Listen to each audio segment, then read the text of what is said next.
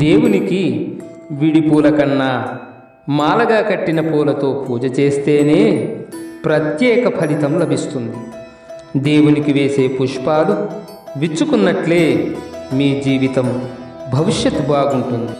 అలాగే పుష్ప పూజలను చేసేవారు ఉదయం 5:30 నుండి 6:30 లోపు చేస్తే అన్ని పనులు నెరవేరుతాయి. మధ్యాహ్న పూజా కాలంలో పూజ చేస్తే జీవితంలో ఒడిదుడుకులు లేని సమానమైన జీవితాన్ని గడపవచ్చు. సాయంకాల పూజతో దేవుని భక్తి మరియు సమస్త కష్టాల పరిహారం మరియు సమస్త రోగాల నుండి ముక్తి పొందుతారు. రాత్రి సమయంలో చేసే పూజతో ఆరోగ్యాన్ని పాడు చేసుకుంటారు. మధ్యరాత్రి పూజతో ఆయస్సు తగ్గిపోతుంది, అకాల మృత్యువు ప్రాప్తిస్తుంది. పూజా విధి విధానాలను తెలుసుకొని శాస్త్రబద్ధంగా పూజలను చేయించినా ఎప్పటికీ దేవుని అనుగ్రహం మీకు మీ కుటుంబ సభ్యులకు ఉంటుంది. ఈ పూజలు మీ అందరికీ రక్షణ కల్పిస్తాయి.